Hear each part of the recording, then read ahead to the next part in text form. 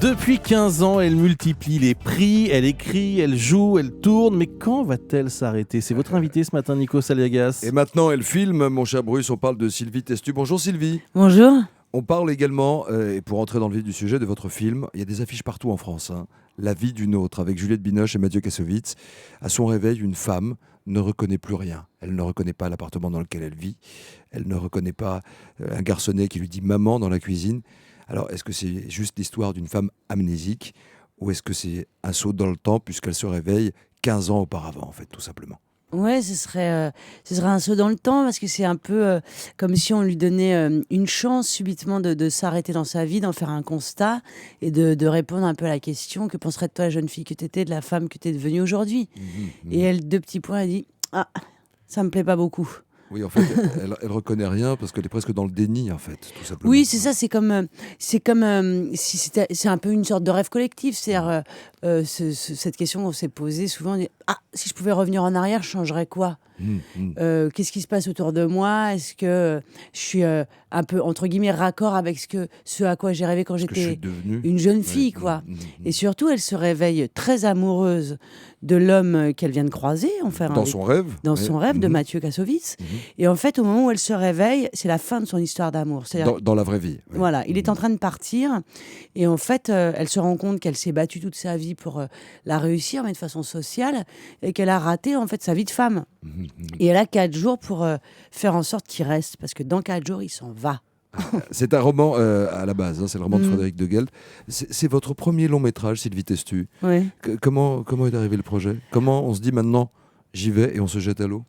Alors, ce sont 2 jeunes producteurs qui avaient acheté les droits du roman et qui sont venus me voir en fait à la base pour que je m'écrive un rôle. C'est-à-dire, ils aimaient bien ce que j'écrivais, ils aimaient bien l'actrice. Votre écriture, en fait, Voilà. à la plume. Et j'ai lu le roman. Et j'ai beaucoup aimé en fait ce rêve un peu fantastique de se dire: ah ouais, si on pouvait revenir en arrière, qu'est-ce que je ferais? Enfin, ça me faisait rêver. J'ai commencé à m'écrire un rôle et plus je l'écrivais et plus je pensais à Juliette et plus je me disais: c'est pas pour moi. Et donc un jour j'ai dit: écoutez, on va lui envoyer, si ça lui plaît, je vais le développer pour elle. Vous la connaissiez bien ou Pas du tout. J'aimais l'actrice, pas du tout. Ouais. Je la connaissais pas du tout. Qu'est-ce que vous aimez chez elle? En fait, ce que j'étais en train d'écrire, c'est ce qu'elle est, en fait. C'est-à-dire une femme qui a une autorité naturelle assez forte. C'est une sorte de femme fatale, quand même, Juliette Binoche. Et en même temps, quand elle sourit, on a l'impression qu'elle a 17 ans. C'est-à-dire que les deux femmes se côtoient tout le temps en permanence chez elle. C'est un paradoxe, oui. Voilà, il y a une chose comme ça. On a l'impression que la jeune fille bouscule la femme établie. La femme établie va chercher la jeune fille qu'elle était. Et il me fallait ça dans le film, puisque, en fait, elle a une 40aine d'années, mais elle se réveille avec la conscience d'une jeune fille de 25. Donc c'était vraiment quelque chose à ne pas construire. Donc la personnalité collait dans votre besoin pour ce rôle. Elle a accepté tout de suite? Alors elle a dit oui en 24 heures. Ah oui, c'est rapide là. Ah oui, elle a dit oui tout de suite. Et moi j'étais dans... Alors le rêve continuait, donc j'ai dit waouh, merveilleux. Ensuite on a cherché le personnage principal, Paul. Vous avez continué à écrire, j'imagine? J'ai continué à écrire. J'ai dit écoutez, il y a une autre personne qui a l'opposé, qui a l'air d'un gamin mais qui est quelqu'un de fort, c'est Mathieu Kassovitz. D'accord. J'ai dit on va lui demander. Et comme il dit non tout le temps, je me suis dit bon bah voilà, l'histoire va s'arrêter là. Il a dit oui. Il ne tente rien à rien. Et j'ai dit bon, maintenant je lâche plus cette histoire. Vous veniez de tourner avec lui? Non, en fait, ça s'est passé dans l'autre sens. Dans le film L'Ordre et la Morale. Je lui ai proposé d'abord mon film. Le temps que le mien se tourne, le sien s'est monté. Ok. Et il m'a appelé en me disant bon, est-ce que tu veux pas juste passer dans mon film? J'ai dit mais je passe 3 fois même si tu veux. Moi j'étais enceinte, j'ai pris ma voiture, je fais 5 heures de voiture pour aller tourner 2 scènes. Et Juliette Binoche par la suite a refusé? C'est vraiment... ça. Mais en fait, elle est revenue sur sa décision. Elle est revenue sur sa décision. Alors, moi, j'étais démolie, en fait. C'est pour ça que mon film a pris du temps.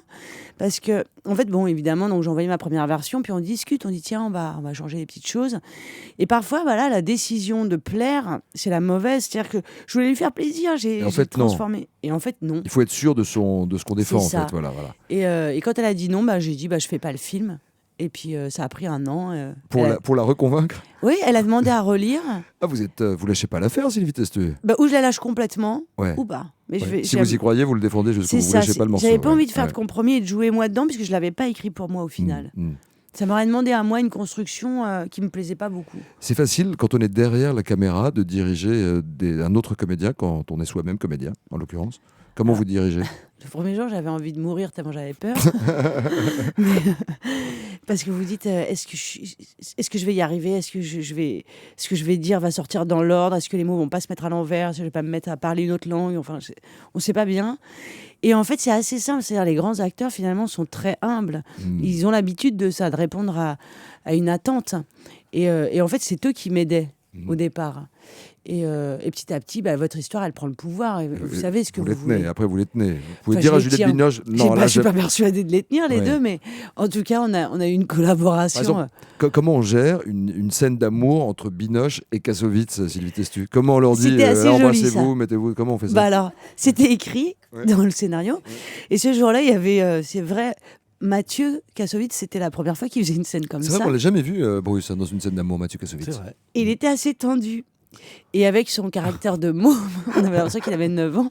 Il me disait, bon, donc là, je vais la coller contre le mur. Je dis, oui, Mathieu, c'est Non, écrit. il disait ça. Oui. Il me dit, j'enlève sa chemise. Alors je dis, oui, Mathieu, tu lui enlèves sa chemise. C'est-à-dire, j'enlève les boutons. Voilà, c'est ça, tu lui enlèves les boutons. Non, mais je défais les boutons. Je dis, oui, ça a duré une demi-heure. Il fallait que je lui donne le droit, mais plusieurs fois, de le faire. C'est-à-dire, il avait l'impression de manquer de respect à Juliette.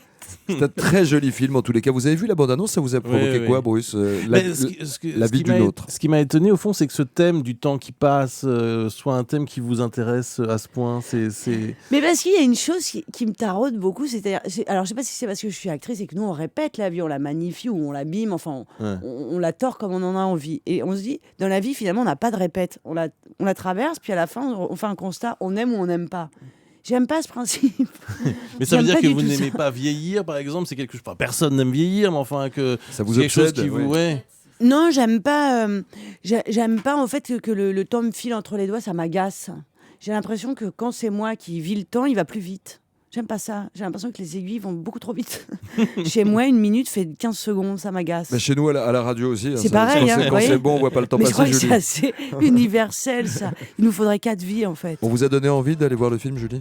Ah oui, je la trouve très convaincante, très touchante. Merci. Mais vous êtes stressé là, hein?